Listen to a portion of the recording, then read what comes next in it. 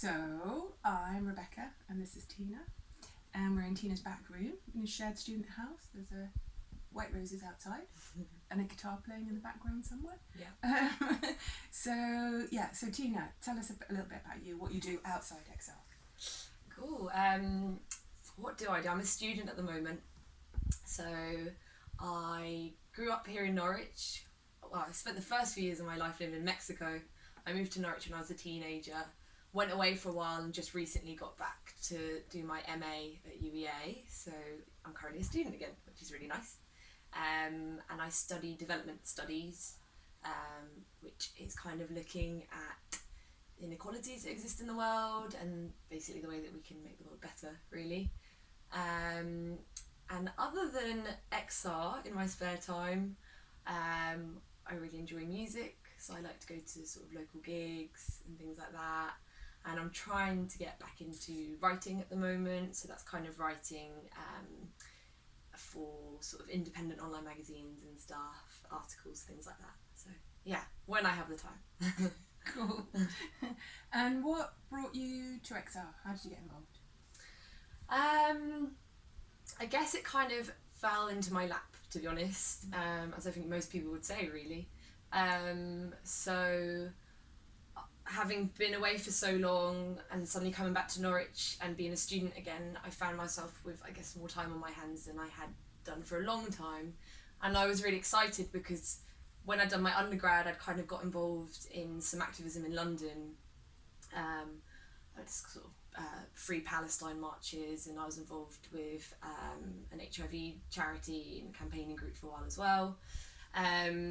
So I was kind of looking for something to do when I got back to Norwich. And I don't remember how or why, but I ended up going to the first XR meeting here in Norwich back in November, I think, which looking back must have only been a week after XR first officially launched. So the meeting was on a Tuesday night. Didn't know anyone in the room. There was probably close to 100 people there, maybe a bit less, I'm not quite sure. That was on a Tuesday, and by that Saturday I was sat in London on a bridge occupying it. So it all happened really quickly. Yeah. And do you have particular jobs in XR? Are there things that you particularly do? I mean, so I'm involved not only in XR Norwich, but XR UEA as well. And so I guess I kind of mix my roles UEA up. is? University of East Anglia. Correct. So with that in mind, I kind of mix up what I do between the two. And in some ways, I often kind of communicate between the two groups as well, because I know people from both. Up until now, I guess I've been kind of involved in the sort of action and logistics side of stuff. I kind of like to get involved in the kind of frontline stuff. Can you tell us what action and logistics is? Yeah, so the action and logistics group, what we do is plan the actions. So when we see something that needs to be done, be it a protest or kind of a non-violent direct action, we're the ones that get together and figure out the logistics behind it and how it's going to work and how it's going to be safe and how it's going to be non-violent, and organise it so that it's done in the best way possible. So up until this point, I've kind of been trying to help out with that. But then for my university XR group, I do a lot of social media and things like that. So I guess I've brought in a skill that I had already because I've done media messaging before, so it was just something that I could offer to the group, and it seems to be working out. And can you tell us about best moments, like most inspiring moments, most moving moments? Oh, wow. Oh, there's been so many moving moments. I've shed some pretty happy tears and maybe some scared ones as well, but it's been amazing so far. In London, we were in Parliament Square, and there was this kind of moment that I just... For the April Rebellion? This was for the April Rebellion, yeah. So by this point we'd been there camping on the streets for 3 or 4 days, so I think I was quite tired anyway, but there was just the most beautiful sunset over Parliament Square, no cars anywhere, just kids playing and people walking home from work, and it just was really picturesque and lovely. And this man just started doing this guided meditation, and I just was looking around and thinking, this is so surreal. We are in the hub of London and it was just so tranquil. And there was kids playing, and he started talking about the future that is currently going to be for these children, the children that were directly playing in front of me. And it was just also moving, because I guess everyone there was thinking the same thing, and that was that we're doing this for them. Little do they know, you know, they're too young to understand. And then what broke that moment was 300 police officers showing up. So it was just the craziest evening, and the way that evening ended was with a few of us were arrested.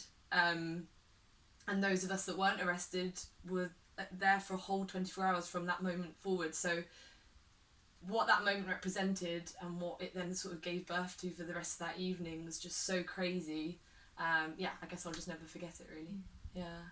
And can you just tell us briefly about the council chamber as well? Because I saw you, I was up in the gallery watching, and that was amazing to watch. Yeah. So the council action had been planned for a while, but no one knew what was going to happen. We didn't even know if we were going to get into the council chamber. No one has ever tried something like that before at Norfolk County Council, and so we were really anxious. I was really nervous, but within seconds of being in there and locking arms with people who I now consider, you know, incredible friends, I just felt safe. And chanting and singing, the chanting and singing was kind of became like a mantra, and it kind of calmed my nerves, and I think most people agreed, actually. And it was just a really inspiring, we were there for 4 hours.